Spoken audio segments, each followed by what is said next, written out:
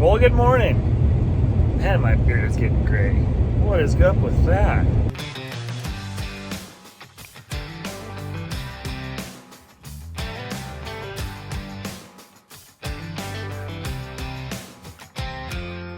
Hi, I'm Tony Fast's daughter. I'm Tony Fast's daughter. I'm Tony Fast's daughter. Our family has been blessed to farm in Montana For over 100 years now. And it wouldn't be possible without the great team we have and blessings from our Savior, Jesus Christ.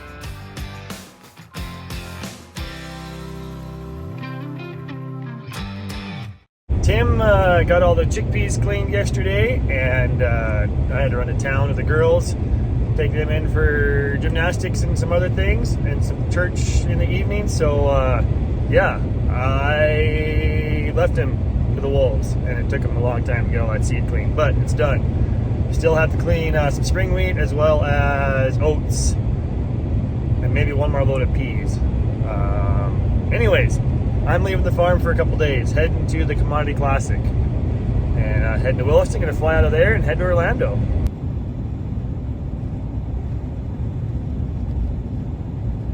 This is what the oil field of North Dakota gets you. One heck of a nice airport for a small populated area.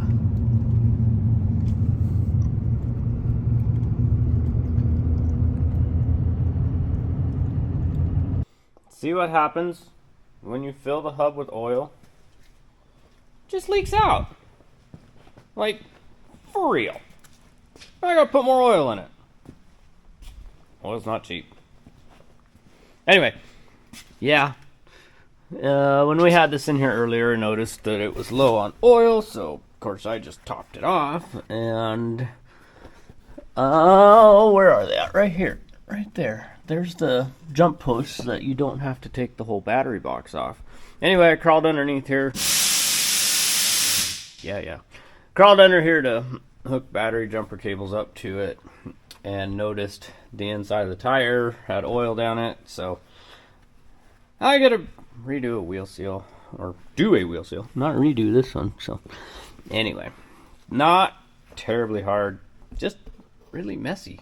Brake shoes are off, and I washed it off as best as I can. Like I said, something about wheel bearings is nasty, but I would have the pleasure of working on a wet floor. But May Wes gave us this, just a piece of polyplastic. Dry working conditions.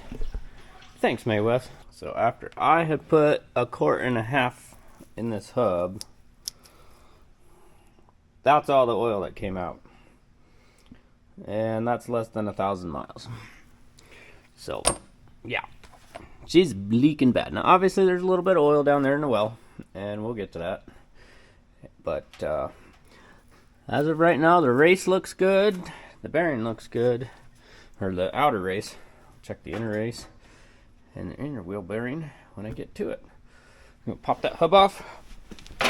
Put it in that pan.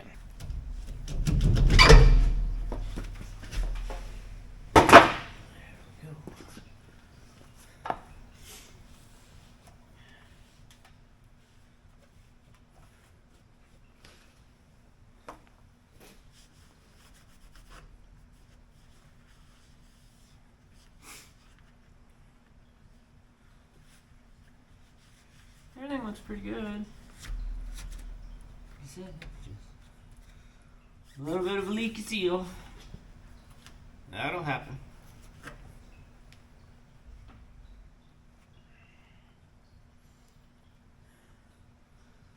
Looks like maybe the seal got pushed out.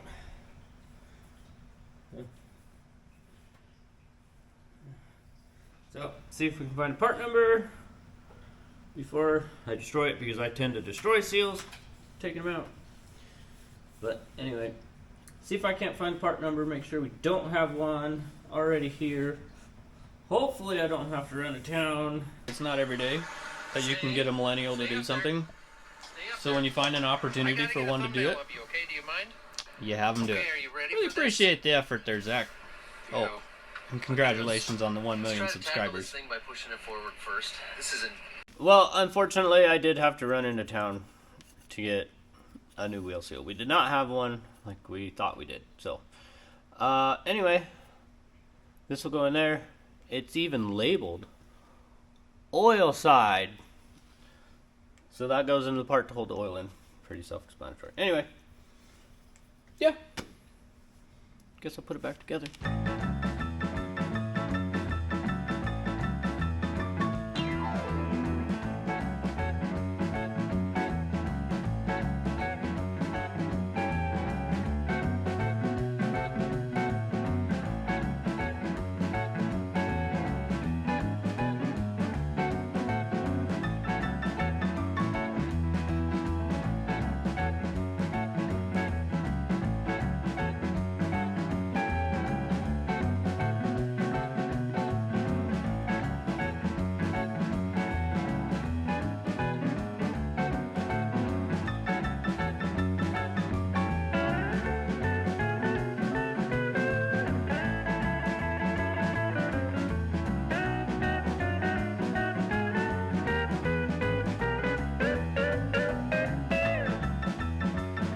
That's it.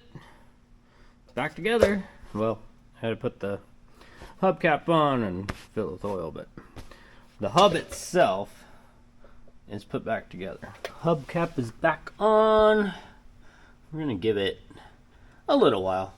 It says like a minute, but I'll give it 15-20 minutes. Let that gasket maker set up. Fill it with oil, but while I'm waiting for that to set up, get the brakes cleaned up. I did pressure wash them off, but I'll hit them with brake parts cleaner real quick, get that all back together. Probably even throw the tire on, and then fill it with oil. And I've been wandering around picking up some tools, because I have like 1,000 tools scattered everywhere right now. These are the other two parts that I had to get. This is the other valve that needed replaced. These are 3/8 holes here, and these were 1/2 inch on the new one, so those didn't fit, but was able to get those when I picked up the wheel seal. Put that back on. That's it, I think. I don't know. I'd love to find some CB antennas. I mean, this truck has a CB in it that currently doesn't work. I should probably figure out what that would take to get it working. Probably just a stupid fuse or something, but anyway, I think it'd be cool to put some CB antennas on here. If anything, just for looks. But I don't know if I can find any just laying around. Piddly stuff, not important, so that's when I run out of things to do. But I don't think I'm going to run out of things to do in the next 2 days, because like I said, I still have to drain the oil in that, and with the snowstorm, never know what we'll find. Plus, mess tools pickup. Well, this is definitely not the weather we have going on at home right now.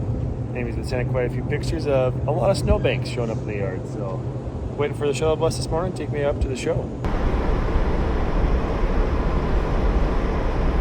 Welcome to Montana road conditions. They're actually not as bad as they thought, but the weather says 3 to 6 inches of snow tonight, or by tomorrow noon, and 30 mile an hour sustained winds and 50 mile an hour gusts. So, anyway, I just left my house. I'm on my way to the shop and make sure that we can just keep things going. Make sure we can get cows fed, and yeah, hope the power stays on. That'd be really nice in winds like these. A little tight in here. So, I got hay to the cows, and I'm going to plow out a little bit because the driveways have drifted shut. And I know Amy has to leave today, so we'll at least make sure that she can get out. Hopefully back in.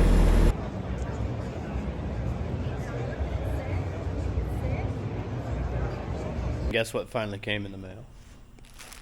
Mail. UPS. It came.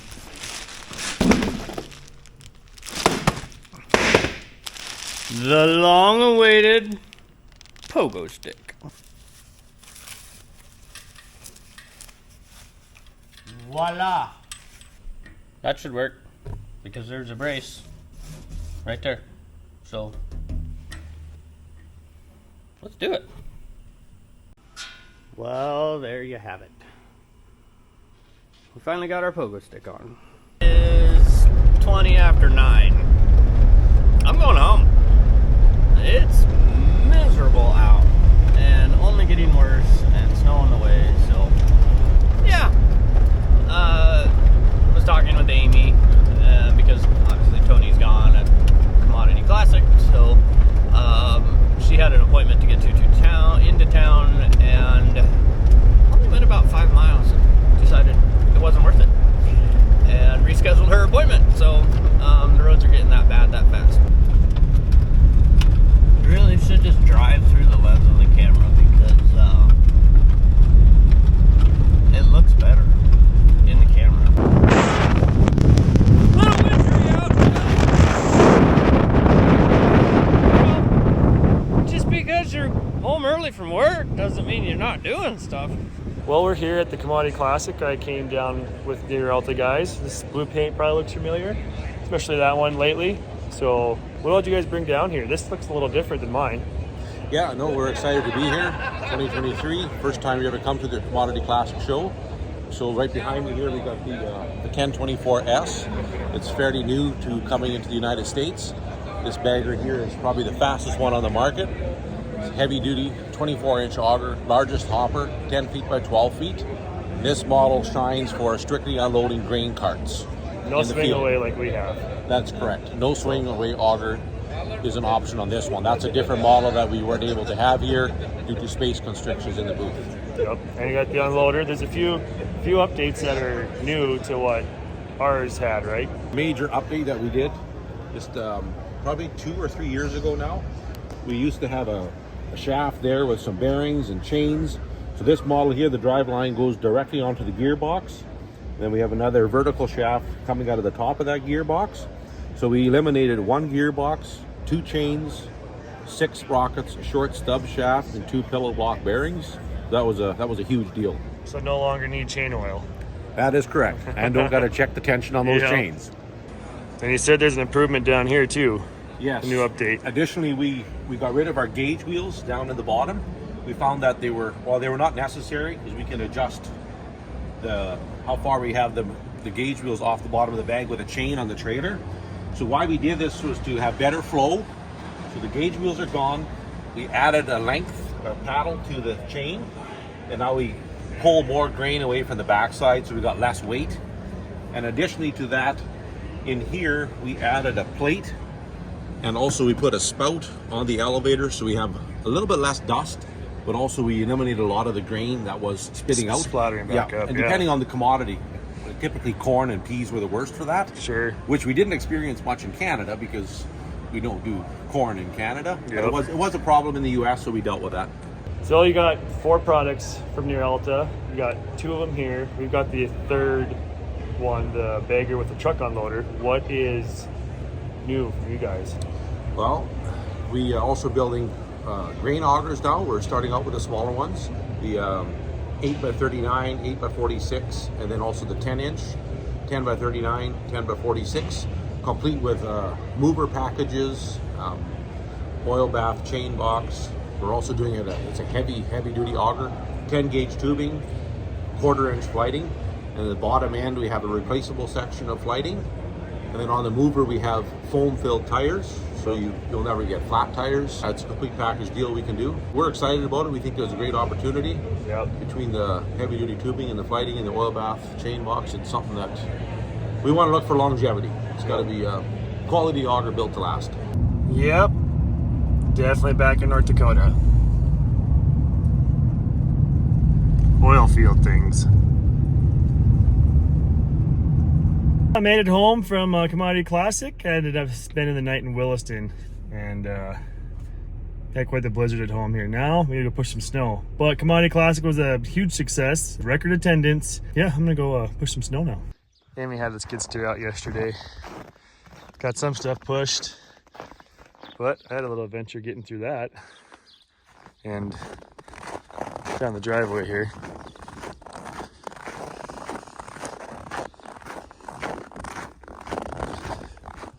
Probably a good thing that pickup is as tall as it is. Yeah, I'll go show you that.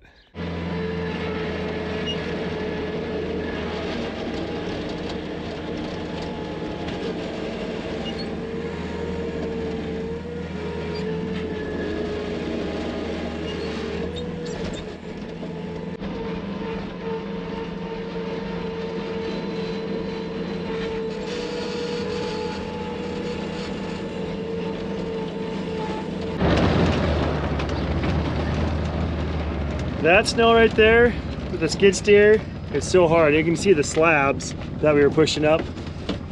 Doesn't want to push up real well. Keep losing traction with those solid rubber tires. So we've been looking at a track skid steer for a while. I'm hoping we can demo one of those in the next couple days and finish cleaning up some of that. But come look at these snow piles. It is ridiculous that they got pushed up.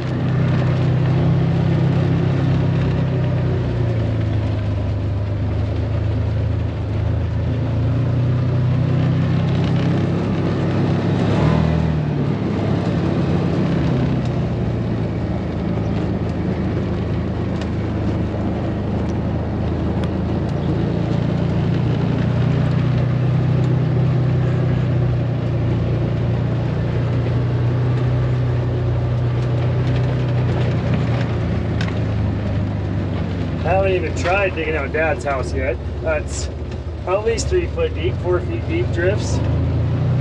Trees well over 6 feet everywhere.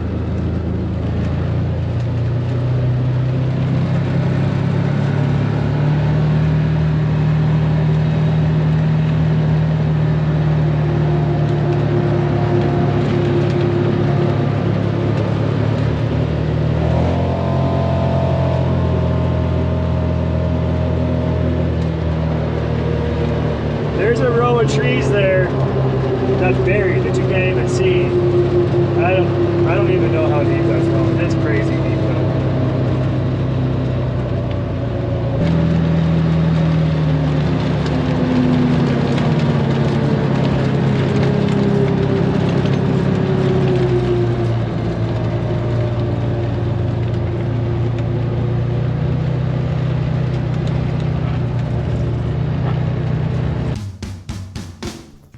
Thanks for watching, and don't forget, farm hard, pray harder. See you next video.